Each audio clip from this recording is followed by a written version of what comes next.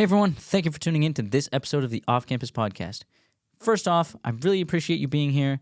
It means a lot to me. You could be anywhere, but you chose to be here, so thank you for that. Second, if you don't mind, drop a like, subscribe to the channel, share this with your friends. There's a whole lot to learn in this episode. It's free. You can always change your mind. It'd be a shame if someone missed it. So please do that if you don't mind. Again, I thank you. I really hope you enjoy this video, and I hope that you learn something that you will only learn off campus. Welcome back, everyone, to the Off Campus Podcast.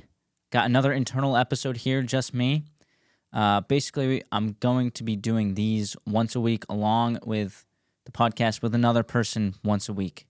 So I know a lot of people told me that they liked the episode I did about the Nashville shooting. So I really appreciate those people who let me know. Got some criticism as well, constructive criticism, which I appreciate as well. So yeah, as always, please like, share, subscribe if you enjoy it. Share is big because, you know, I want more people to see this, I think, and I put a lot of time and effort into it. So, okay. Today, we're going to be talking about Anheuser-Busch's recent sponsorship of Dylan Mulvaney, who is the transgender woman, so a man who thinks he's a woman. So there's this whole controversy. Bud Light had a new can come out with Dylan Mulvaney's face on it. And, you know, as you'd expect, it sparked a whole lot of questions.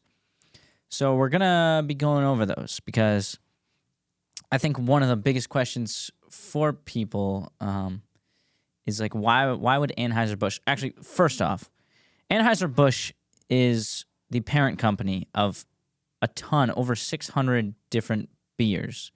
A few big ones are Bud Light, Budweiser, Corona, Michelob. Those are just some. There's a ton of beers that Anheuser-Busch is the parent company of.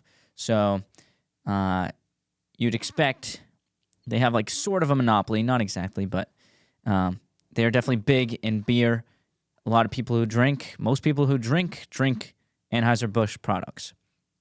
So the question is, why would beer drinkers be more apt to buy Anheuser-Busch's beer if it has a man dressed like a girl on the can? And I think at the root of it is it's not really about the consumer base, that Anheuser-Busch doesn't really care about selling more product because they're doing this. I don't think that's why they're doing this, and I think they know that they're going to get pushback because of it. And we're going to go through that, why they're doing it, why I think they're doing it, and why I think most people know why they're doing it. And, of course, it's pretty much all about money. So I'm going to take a minute to explain sort of investment firms and what they do, and it'll all tie back in. It might seem a little confusing why I'm talking about this, but I promise it'll all tie back in. So there are a lot of large investment firms. Let's say three of the probably most well-known ones are BlackRock, the Vanguard Group, Fidelity. Those are three big investment firms. So, and you can have personal investors for you. So, basically, an investment firm is just you give them a certain amount of your money, they invest it for you in whatever stocks, bonds. There's a whole bunch of different places you can invest, gold, and they take a small percentage of the money that you put in with them, and on their end, you expect them to yield a higher percentage return than they are taking. So let's say you put in $100,000 and they're taking 2% of that. So you would expect them to make at least, like 10% year on year. So you're netting 8% plus income. So if it's $100,000, you're netting $8,000 for using them, and they're netting $2,000 for you using them. So it's a win-win over there. Okay, on that. So that's what an investment firm is, and companies like Costco basically partner with an investment firm. So let's say Costco is partnered with BlackRock. Well, the workers at Costco have a percentage of their income going into their 401k. And BlackRock is using that money in their 401k to invest in bonds. They do it in bonds, and I think they might do it in some stocks. And if they do it in stocks, let's say someone has, I don't know, 50,000, and BlackRock's going to invest it, and they want it to be successful, obviously. Well, they're not just going to put 50,000 in one stock. They're going to split it up, so they'll put 1% of that in I don't know, Bud Light, 1% in DraftKings, 1% in Costco stock, who knows. So they do that, and they actively invest it too. So they'll take money out, they'll put it back in other places, they'll move it around. So basically, so BlackRock controls a lot of the money and where it goes into companies. So, or not just BlackRock, but investment firms. So you'd imagine investment firms have a whole lot of power when it comes to where the money goes, like where money goes to companies in stocks and stuff like that. Because, if Costco's partnered with BlackRock and BlackRock's able to invest all the money that Costco workers are putting into their 401k, then BlackRock has a lot of money to work with there and a lot of money to invest in whatever company they think is going to be doing well. Now, there's a thing that companies get scored on, which is called an ESG score, which stands for Environmental Social Governance. And basically what that is there are NGOs, non-governmental organizations, basically just companies that they score the other companies on how well they're doing. Let's see. So environmental, so like carbon emissions, biodiversity. Social is like worker safety training, and like equity and governance is like equity inclusion, like I don't know, stuff like that. So basically, these companies are trying to get a good ESG score basically by pleasing these NGOs, the non-governmental organizations, which it does get politically motivated a lot. But, it is what it is. It's not right, but it is what it is. And so basically, BlackRock and other investment firms will invest in companies with high ESG scores. Obviously, if you score low if you have a low ESG score, it might be because you have very high carbon emissions, or you don't have very good or none worker safety training, which is important. Stuff like that is important. So BlackRock and other investment firms take these ESG scores pretty seriously when they're thinking about putting a lot of money into these companies. Because BlackRock is a business too. They have to work. They have to put the money into different companies. That money needs to make money. So if they're not putting that money in, good companies that their stock are going higher, and basically they're gonna lose money for people, and no one's going to put their money in them, which means they make no money. So, with all that in mind, companies will try and get higher ESG scores even though that sometimes doesn't appeal to their consumer base. And I think that really lies at the root of why Anheuser-Busch is doing this. Now, actually, I don't know if it was today, maybe yesterday or the day before. It is Friday when I'm recording this. Yes, Friday. And just recently, like Jack Daniels is starting to do the same sort of thing. And Build-A-Bear just released a drag queen Build-A-Bear. And there's another company that's doing it. Oh, Nike. Nike, same sort of thing. I think they sponsored Dylan Mulvaney as well. So, yeah, a lot of companies are doing this, and it's weird for beer. I was listening to podcasts about this earlier, and it was funny because if you think about it, all right, you put who drinks Bud Light? It's basically just like middle-aged right-wing boomers and frat boys, and that's basically the only people who drink Bud Light. Yet they thought it was a good idea to put a man dressed as a girl on the can. They'd think that their consumer base is going to like that, like the frat boys and the boomers.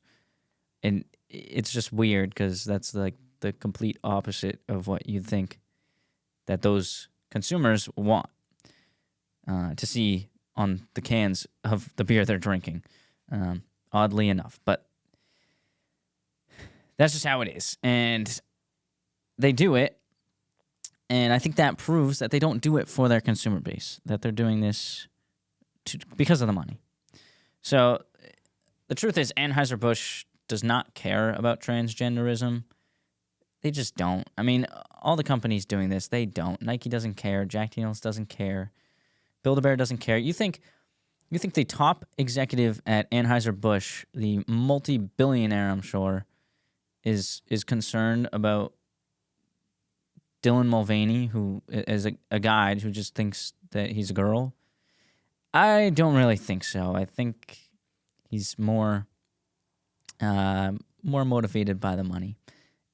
And even if it was like, you can be motivated by money and not have it as a horrible thing, but he's not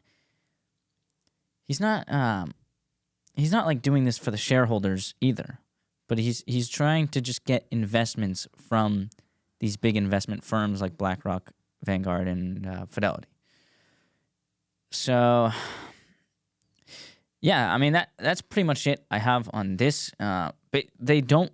I wrote this down. They don't want to represent your values. They want to shape your values.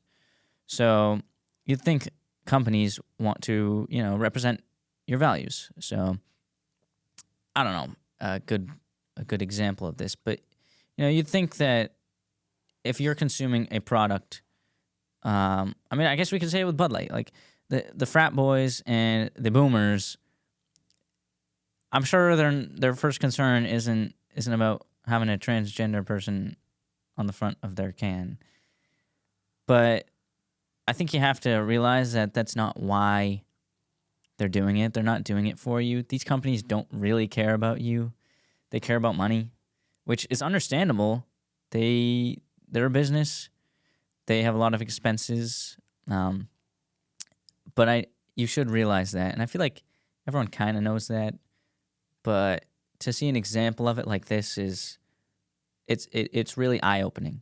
And I think it actually might be, in the big picture, I think it might be a good thing that Bud Light's doing this, because it was a little different with Patrick Mahomes and Nike, but like, everyone wears Nike. No one's going to stop wearing Nike.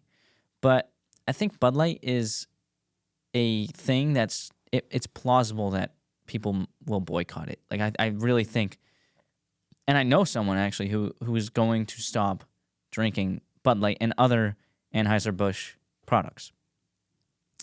So I think that's important. And another thing, if we want to like fix what's going on in the country, all this nonsense about companies just virtue signaling for investments, what we really have to do is focus a boycott. I think Jack Daniels is kind of the perfect company for this, because it needs to be something that's not necessary. Alcohol is not necessary. But even if people want to drink, they don't have to drink Jack Daniels, which I'm glad people are not drinking Bud Light because of this stuff. But it needs to be coordinated. So you'll hear a lot of people say like, oh yeah, this company, well, so what? Jack Daniels did this and Bud Light did this and Build-A-Bear did this, but all these other companies do it as well. Why are you consuming their products? Well, if you go in with that mindset, you're not just going to boycott everything. You really can't. And the left has already won the culture war, so it's not like you can just reverse it by boycotting everything. And I think a better strategy would just be to boycott one and focus a big boycott on one company. So if we did it to Jack Daniels, or if people did it to Jack Daniels, then I don't know. It might just show, like, force them to apologize for doing whatever stuff they're doing that's upsetting you, and that's how you start making change. You got to do it one at a time. We can't take them all out. They got our numbers. They got numbers on us. We can't just run into hell with a water pistol and hope to win. You have to. It's got to be meditated. You got to think about this stuff. It's strategic. It's not. I don't know. You just can't go in like crazy. So, I guess that's all I really got. I thought it would take a bit longer to go through this, but it really didn't. So, let me know if you guys like these sort of episodes. I enjoy making them. I actually do. And obviously, I'm going to keep doing them with other people as well. I love doing that as well. I love talking to people, especially when there's something to talk about. And that's kind of why I wanted to do these by myself, because I like to dig deep in things. And I can kind of just take this at my own pace and talk about what I want to talk about. And I kind of try to focus more on the other person when I have someone else on. So, and consistency is key. And I know that uploading once a week isn't like super consistent or super difficult. So I'm going to try and do 2. These solo ones I'm going to try and do on like Thursdays or Fridays upload. And I know this one's going to come out on a Saturday. It's going to come out tomorrow morning. I'm recording Friday. But I'm going to go for Mondays with another person and solos on like Thursdays. And who knows, it might be a little off. Like if something important in society happens on a Saturday, I'm not going to wait till Thursday to upload a video. I'll probably do it like, I don't know actually. Maybe like Tuesday. But that's it. If you guys enjoyed, again, please like, share, subscribe. It means a lot to me. I'm not going to waste your time, though, so I hope you all have a great day, and I hope you enjoyed it. Thank you so much for listening. I appreciate you, and see you later.